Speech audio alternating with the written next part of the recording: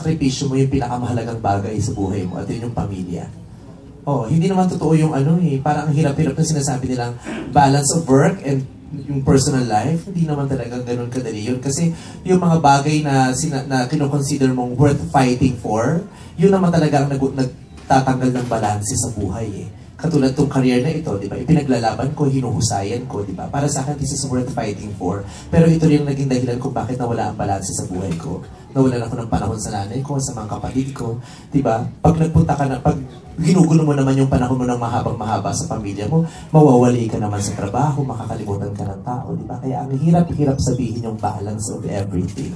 Kaya siguro yun ang pinakamahalagang bagay na naisakripisyo ko, yung pamilya ko. Kaya paunti-unti bumabawi ako. At I made sure na nauunawaan ng pamilya ko yun. At nararamdaman ko namang nauunawaan nila dahil hanggang ngayon ang laki ng support nila sa akin.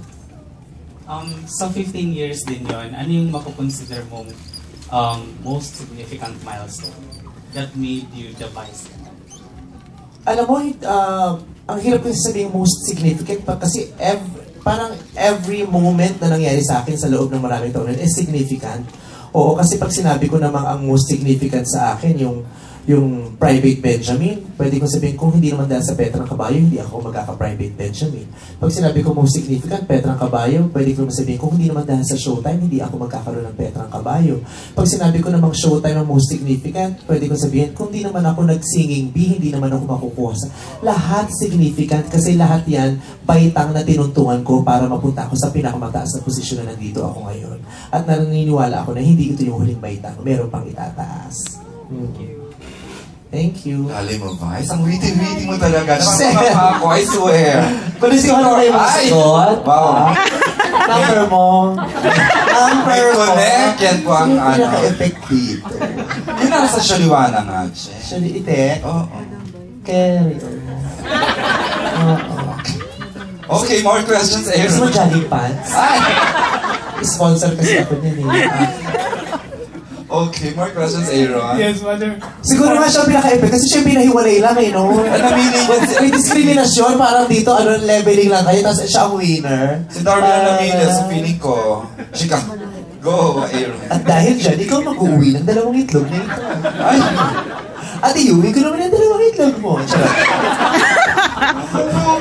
Go, eh. Yeah, we would like Tawa ng tawa. Dalawang medical Di ba tawa-tawa kayo magkakabalahuraan? Hindi naman ang mga Pilipino, pag narinig yung balahuro, tawa ng tawa. Tapos pag may nabanggit sa kanila, uy, ang bastos. Sabi, oo nga, ang bastos. Parang kahapon, meron akong kasamang foreigner. Dinala ko siya sa laugh line, tapos tawa siya ng tawa. Tapos sabi ko sa kanya, don't you find it, parang, ano ba yung English na nasabi ko yun? Parang, don't you find it rude and offensive, the things that they are doing on stage and the things that they are saying? Anong nationality niya? Ano siya, Briton, galing siya London. Sabi niya, I don't think so. Sabi niya, the humor in London is, tawag dito, is more embarrassing and more cruel. Yung mga salita daw na ginagamit, mas malala. Sabi niya, sabi ko ganun, because maybe the Filipinos are very, conservative. Tapos sabi niya, conservative or hypocrite? Napag-isip ako, iba nga naman ang conservative sa hypocrite. May mga tao kasi, di ba, umaarte na, ay, ang bastos, nagkumukonserbatibo. Pero ang totoo naman, tuwang-tuwa sila sa narinig nila.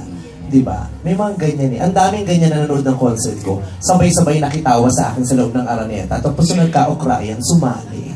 Oh. Oh well. Dami niya. Na manonood din sa May 22. I'm sure. Hindi nila imimiss. Yung iba nga, Diyos ko, mangungutang pa para makanood. Yung iba nga, I'm sure, manghihingi sa management. Paano maiyaano yung mga batang fans mo na malulungkot? Ganun talaga eh. Mapapanood naman nila ako sa Showtime, sa GGB. May pelikula naman ako na para sa kanila. Tuwing Pasko, para sa kanila yun. Okay. Diba? Yung mga pelikula ko para sa kanila talaga, pang bata. Pero ito talaga, gusto ko kasi todo eh. Kasi syempre, yung mga bata, madami din, pero mas marami namang mature na nanonood ng audience, diba? Ayokong sila na, yung papunta na doon, pero nabitin, ayoko nang bitinan eh. Diba? Kahit sino naman, ayaw na nabibitin. So, i-arse gusto mo ba yun? Ay, okay. Diba ayaw? May connect talaga sa Porta Boys. Okay. Last 3 questions tayo, Yes, partner. We have a question from Princess Ivy Fernandez. Wow, Ay, dami ang namang ganda ng pangalan. pangalan. Princess Ivy Fernandez, di ba? Hello. Panglitong Miss Philippines winner. Princess Ivy Fernandez from NCR. Okay, shoot your question. Ang question ko lang, for 15 years, ano yung mga lessons na na-learn mo here in the industry? And, Parang natanong na niya yan kanina. Chika, hindi pa ba? hindi. Hindi And pa. ano yung mga parang, aside dun sa mga napagdaanan mo, step by step hanggang sa narating mo yung being the uncabogable vice ganda. Ano yung mga lessons learned? Ang pinakamalalang lesson talaga na na-realize ko at natutunan ko, yung Diyos talaga ang pinakamatalino sa lahat. Naman, amen. Hindi mo maiisip yung mga naiisip niya at hindi mo maiisip kung ano mga pinaplano niya. Kaya kung ano man ang nararamdaman mo ngayon, kung ano pinagdadaanan mo ngayon, merong mas bongga at mas bongga pa. Hindi mo alam kung anong meron ng future para sa iyo. Thank you. Thank you, po. Princess and I. And I, Okay. Catherine. Naman. Go, A, for the last 2 questions. Yes, partner. We have a question from FPJ, Wow. Florencio Husay Jr. Ganun. Ang question ko lang, kasi una, syempre, malamang marami kang, sinabi mo nga marami kang costume. So mga ilang baol ba yung... Paul. Parang luma yung mga dala kong damit. Ilan ba? Siyempre opening, tapos madami eh. Major costume changes, siguro mga 5, ganun. Tapos in terms of experimental sa concert, ano yung mga kinoconsider mo na gusto mong gawin? Parang yun nga yung isasabit ka ba sa Marami kong gustong gawin, tapos pinayagan naman nila. Oo. Can Parang, we divulge some of those? Miss Jinky, dito. huwag na. Para ma-excite sila. Para walang idea. Para hindi mabawasan ng surprise and excitement. Pero lalo na yung opening, dapat hindi nyo ma-miss yung opening. Kasi kakaririn namin talaga yung opening. Namin. Oo, kakaririn namin. Kasi basta malala talaga yung opening. Imagine niyo, wala kasing LED sa opening. Oo, Wala, kasi dahil bukas eh. Kaya di ba ang mangyayari is either sa baba o sa taas. Gano'n lang ang mangyayari. Yun na. Ang LED nasa floor. Saka mag-emerge, ano? Correct. Tapos yung, since nagka-concert ka na rin outside of the country, so sa tingin mo, kaya mo rin bang idalhin tong concert na to doon sa ibang bansa as is para mas malaking venue, mas maraming Pilipino makanood? Actually, yung makakasagot niya, hindi naman ako kundi yung mga producer kung kaya nila.